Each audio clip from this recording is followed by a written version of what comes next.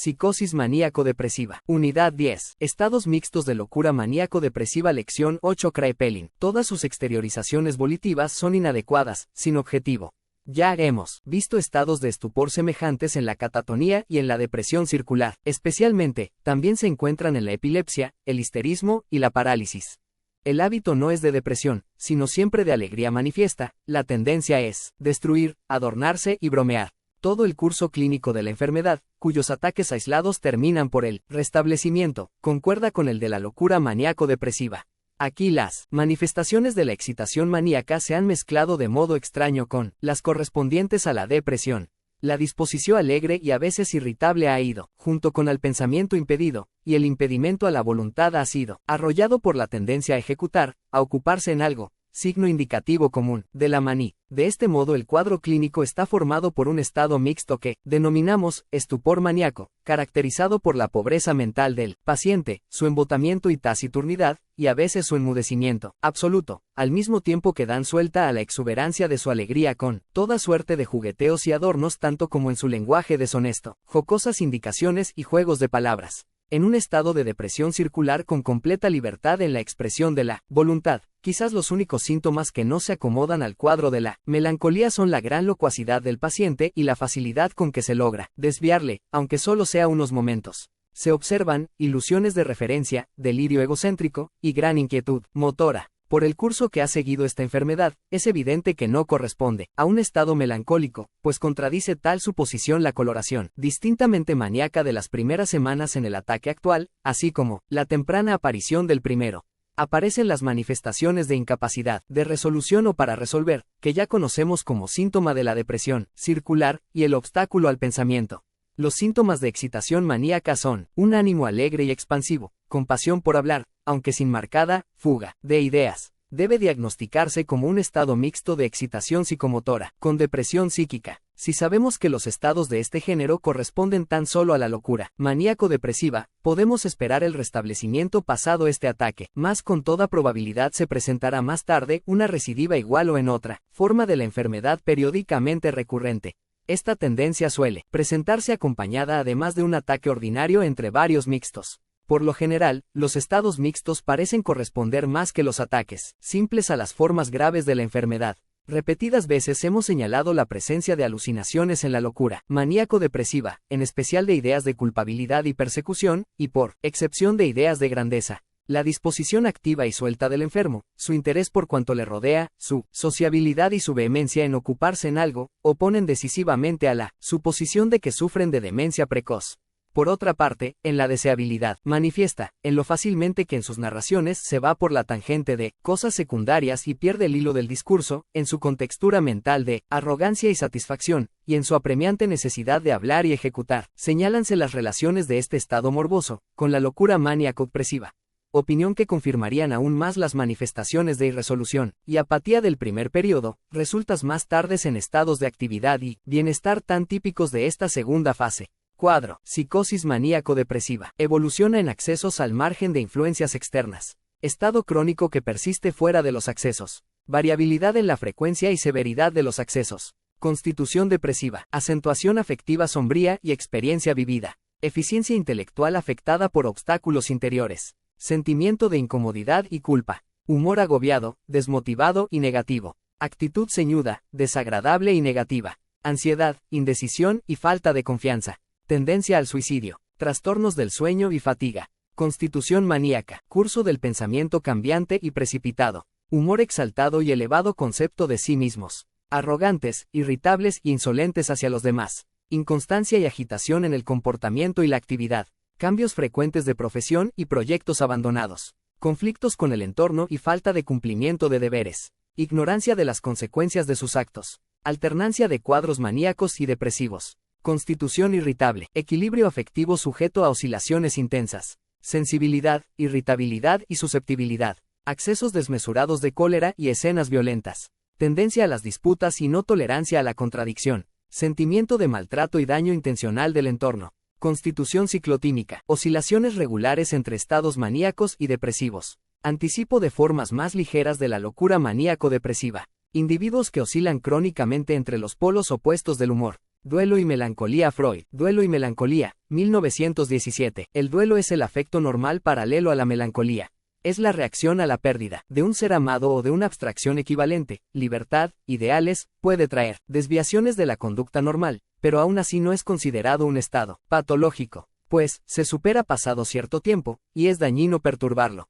El trabajo del duelo es un proceso intrapsíquico. Los rasgos que muestra el duelo son: desazón profundamente dolida, cancelación del interés por el mundo exterior, pérdida de la capacidad de amor, inhibición de toda productividad. La inhibición y restricción del yo es la expresión de su entrega total al duelo, que no deja nada para otros propósitos e intereses.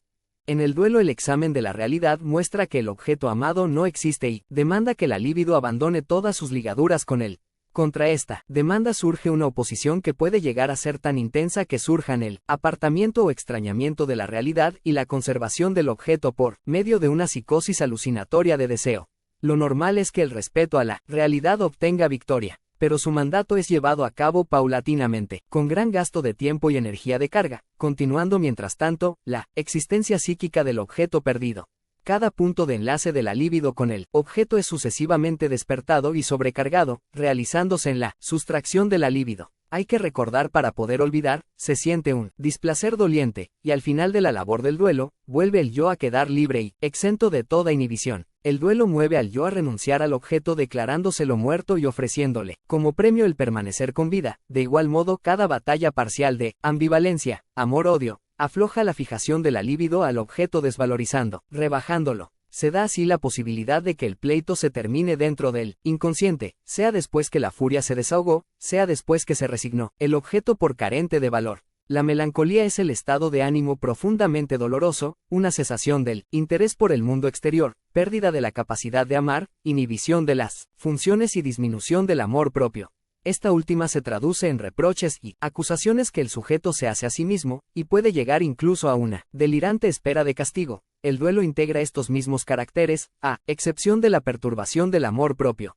La melancolía, en algunos casos, constituye la reacción a la pérdida de un objeto amado. Pero la pérdida es de naturaleza más ideal. El sujeto no ha muerto, pero queda perdido como objeto erótico. En otras ocasiones no se distingue claramente qué es lo que el sujeto ha perdido. En la melancolía existe una pérdida de objeto sustraída de la conciencia. ICC 1. En el duelo, nada de la pérdida es inconsciente. La labor del yo es análoga a la del duelo, en la melancolía, pero además se produce un empobrecimiento del yo. El paciente en este estado es tan incapaz de amor, interés y rendimiento. Todo esto es secundario y resultado de la labor que devora a su yo. En la melancolía puede verse insomnio, repulsa del alimento, desfallecimiento, entre otros síntomas. En el melancólico observamos el deseo de comunicar a todo el mundo sus propios defectos, como si en este rebajamiento hallara su satisfacción. Esta autocrítica describe exactamente su situación psicológica. La pérdida de un objeto ha tenido efecto en el propio yo del sujeto. La instancia crítica, conciencia moral, que se disocia aquí del yo, lo toma como objeto. Los reproches corresponden a un sujeto erótico, objeto, y han sido vueltos contra el yo. Sin embargo, hay algunos que se refieren realmente al yo. Al principio existía una elección del objeto. Por la influencia de una defensa real o desengaño, derivado de la persona amada, surgió una conmoción de esta relación objetal. La carga de objeto demostró tener poca energía de resistencia, poca resistencia a ser sustraída del objeto, y quedó libre. Esta libido no fue desplazada hacia otro objeto, sino retraída al yo, permitiendo una identificación del yo con el objeto abandonado. Así, se transformó la pérdida del objeto en una pérdida del yo, y el conflicto entre el yo y la persona amada, en una disociación entre la actividad crítica del yo y el yo modificado por la identificación con el objeto perdido. Por tanto, debe haber existido una enérgica fijación al objeto erótico, pero también una escasa energía de resistencia de la carga de objeto. Esto quiere decir que la elección de objeto tiene una base narcisista, de manera que, ante una contrariedad, pueda la carga de objeto volver al narcisismo. La identificación narcisista con el objeto se convierte entonces en un sustitutivo de la carga erótica, a consecuencia de la cual no puede abandonarse la relación amorosa a pesar del conflicto con la persona amada. En conclusión, la predisposición a la melancolía depende del predominio del tipo narcisista de elección de objeto, fase oral. En la identificación narcisista, la más primitiva de todas, la carga de objeto es abandonada. Existe un conflicto de ambivalencia, por situaciones de ofensa, postergaciones, desengaños, que permite satisfacer las tendencias sádicas y de odio, orientadas hacia un objeto, pero retrotraídas al yo del propio sujeto. A través del autocastigo, el sujeto se venga de los objetos primitivos y atormenta a los que ama por medio de la enfermedad, después haberse refugiado en esta para no tener que mostrarle directamente su hostilidad. Así la carga erótica hacia el objeto tiene dos destinos. Uno, una parte retrocede a la identificación. Dos, otra parte retrocede hasta la fase sádica. Este sadismo aclara la tendencia al suicidio, en el cual el yo no puede darse muerte sino cuando el retorno de la carga de objeto le hace posible tratarse a sí mismo como objeto. La melancolía desaparece al cabo de un tiempo pero deja secuelas. En algunos casos la melancolía tiende a transformarse en manía, es decir, en un estado sintomáticamente opuesto, que puede durar un tiempo. La alternancia entre la melancolía y la manía es la locura cíclica. La manía se caracteriza por un estado de exaltación, disposición a la actividad, alegría y triunfo, pero en donde el yo ignora qué y sobre qué ha conseguido tal triunfo. En la manía el yo tiene que haber dominado el sufrimiento de la pérdida de objeto, quedando emancipado de él, y emprende con hambre voraz nuevas cargas de objeto. 2. Los combates contra la ambivalencia hacia el objeto son desarrollados en el inconsciente, como así también en las tentativas de desligamiento del duelo.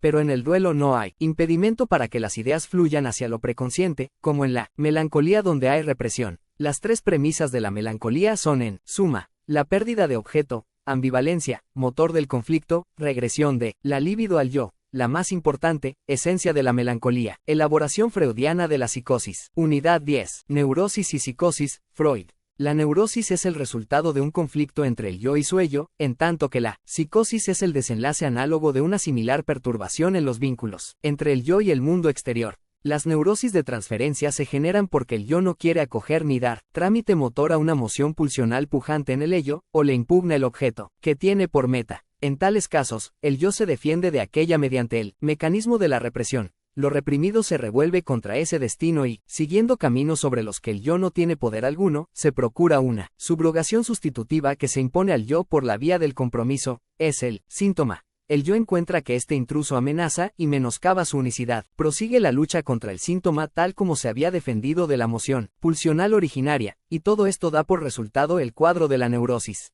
El yo se ha puesto del lado del superyo y del mundo exterior, cuyos reclamos poseen en él más fuerza que las exigencias pulsionales del ello, y que el yo es poder que ejecuta la represión de aquel sector del ello, afianzándola mediante la contrainvestidura de la resistencia. El yo ha entrado en conflicto con ello, al servicio del superyo y de la realidad. He ahí la descripción válida para todas las neurosis de transferencia. Por el otro lado, igualmente fácil nos resulta tomar, de nuestra previa intelección, del mecanismo de la psicosis, ejemplos referidos a la perturbación del nexo entre el yo y el mundo exterior. En la amentia el mundo exterior no es percibido, de algún modo, o bien su percepción carece de toda eficacia. Normalmente, el mundo exterior gobierna al ello por dos caminos. En primer lugar, por las percepciones actuales, de las que siempre es posible obtener nuevas, y, en segundo lugar, por el tesoro némico de percepciones anteriores que forman, como mundo interior, un patrimonio y componente del yo. Ahora bien, en la amentia no solo se rehúsa admitir nuevas percepciones, también se resta el valor psíquico al mundo interior, que hasta entonces subrogaba al mundo exterior, como su copia, y el yo se crea, soberanamente, un nuevo mundo exterior e interior, y hay dos hechos indudables. Que este nuevo mundo se edifica en el sentido de las mociones de deseo del ello, y que el motivo de esta ruptura con el mundo exterior fue una grave frustración, de negación, de un deseo por parte de la realidad. Acerca de otras formas de psicosis, las esquizofrenias, se sabe que tienden a desembocar en la apatía afectiva, vale decir, la pérdida de toda participación en el mundo exterior. El delirio se presenta como un parche colocado en el lugar, donde originariamente se produjo una desgarradura en el vínculo del yo con el mundo exterior. La etiología común para el estallido de una psiconeurosis o de una psicosis sigue siendo la frustración, el no cumplimiento de uno de aquellos deseos de la infancia, eternamente indómitos, que tan profundas raíces tiene en nuestra organización comandada filogenéticamente. Esa frustración siempre es, en su último fundamento, una frustración externa. El efecto patógeno depende de lo que haga el yo en semejante tensión conflictiva, si permanece fiel a su vasallaje hacia el mundo exterior y procura sujetar al ello, o si es avasallado por el ello y así se deja arrancar de la realidad. Podemos postular provisionalmente la existencia de afecciones en cuya base se encuentre un conflicto entre el yo y el superyo. El análisis nos da cierto derecho a suponer que la melancolía es un paradigma de este grupo, por lo cual reclamaríamos para esas perturbaciones el nombre de psiconeurosis narcisistas. La neurosis de transferencia corresponde al conflicto entre el yo y el ello, la neurosis narcisista al conflicto entre el yo y el superyo, la psicosis al conflicto entre el yo y el mundo exterior. La pérdida de realidad en la neurosis y la psicosis Freud. Uno de los rasgos diferencias entre neurosis y psicosis que en la primera el yo, en vasallaje a la realidad, sofoca un fragmento de ello, vida pulsional, mientras que en la psicosis ese mismo yo, al servicio del ello, se retira de un fragmento de la realidad, contenido objetivo. Por lo tanto, lo decisivo para la neurosis sería la hiperpotencia del influjo objetivo, y para psicosis, la hiperpotencia del ello. La pérdida de realidad objetiva estaría dada de antemano en la psicosis. En cambio, se creería que la neurosis la evita. Cada neurosis perturba de algún modo el nexo del enfermo con la realidad, es, para él un medio de retirarse de esta y, en sus formas más graves, importa directamente una huida de la vida real. La contradicción solo subsiste mientras tenemos en vista la situación inicial de la neurosis, cuando el yo, al servicio de la realidad, emprende la represión de una moción pulsional. Pero eso no es todavía la neurosis misma. Ella consiste, más bien, en los procesos que aportan un resarcimiento a los sectores perjudicados del ello, por tanto, en la reacción contra la represión y en el fracaso de esta. El aflojamiento del nexo con la realidad es entonces la consecuencia de este segundo paso en la formación de la neurosis, y no deberíamos asombrarnos si la indagación detallada llegara a mostrar que la pérdida de realidad atañe justamente al fragmento de esta última a causa de cuyos reclamos se produjo la represión de la pulsión. También la psicosis se perfilan dos pasos, el primero de los cuales, esta vez, arrancara al yo de la realidad, en tanto el segundo quisiera indemnizar los perjuicios y restableciera el vínculo con la realidad a expensas del ello. El segundo paso de la psicosis quiere también compensar la pérdida de realidad, mas no a expensas de una limitación del ello como la neurosis lo hacía a expensas del vínculo con lo real, sino por otro camino, más soberano, por creación de una realidad nueva, que ya no ofrece el mismo motivo de escándalo, que la abandona. En consecuencia, el segundo paso tiene por soporte las mismas tendencias en la neurosis y en la psicosis. En ambos casos sirve al afán de poder del ello, que no se deja constreñir por la realidad. Tanto neurosis como psicosis expresan la rebelión del ello contra el mundo exterior, expresan su displacer o, si se quiere, su incapacidad para adaptarse al apremio de la realidad. En la neurosis se evita, al modo de una huida, un fragmento de la realidad, mientras que en la psicosis se lo reconstruye. Dicho de otro modo, en la psicosis, a la huida inicial sigue una fase activa de reconstrucción. En la neurosis, la obediencia inicial es seguida por un posterior intento de huida. O de otro modo, todavía, la neurosis no desmiente la realidad, se limite a no querer saber nada de ella. La psicosis la desmiente y procura sustituirla. En la psicosis, el remodelamiento de la realidad tiene lugar en los sedimentos psíquicos de los vínculos que hasta entonces se mantuvieron con ella, o sea en las huellas MNE con acento agudo micas, las representaciones y los juicios que se habían obtenido de ella hasta ese momento y por los cuales era subrogada en el interior de la vida anímica. Pero el vínculo con la realidad nunca había quedado concluido, sino que se enriquecía y variaba de continuo mediante percepciones nuevas. De igual modo, a la psicosis se le plantea la tarea de procurarse percepciones tales que correspondan a la realidad nueva, lo que se logra de la manera más radical por la vía de la alucinación. Es lícito construir el proceso de acuerdo con el modelo de la neurosis. En esta última vemos que se reacciona con angustia tan pronto como la emoción reprimida empuja hacia adelante, y que el resultado del conflicto no puede ser otro que un compromiso, e incompleto como satisfacción. Es probable que en la psicosis el fragmento de la realidad rechazado se vaya imponiendo cada vez más a la vida anímica, tal como en la neurosis lo hacía la emoción reprimida, y por eso las consecuencias son en ambos cosas las mismas. Otra analogía entre neurosis y psicosis es que en ambas la tarea que debe acometerse en el segundo paso fracasa parcialmente, puesto que no puede crearse un sustituto cabal para la pulsión reprimida, neurosis, y la subrogación de la realidad no se deja verter en los moldes de formas satisfactorias. Pero en uno y otro caso los acentos se distribuyen diversamente. En la psicosis, el acento recae íntegramente sobre el primer paso, que es en sí patológico y solo puede llevar a la enfermedad. En la neurosis, en cambio, recae en el segundo, el fracaso de la represión, mientras que el primer paso puede lograrse, y en efecto se logra, innumerables veces en el marco de la salud, si bien ello no deja de tener sus costos y muestra, como secuela, indicios del gasto psíquico requerido. La neurosis conforma, por regla general, con evitar el fragmento de realidad correspondiente y protegerse del encuentro con él. Ahora bien, el tajante distingo entre neurosis y psicosis debe amenguarse, pues tampoco en la neurosis faltan intentos de sustituir la realidad indeseada por otra más acorde al deseo. La posibilidad de ello la da la existencia de un mundo de la fantasía.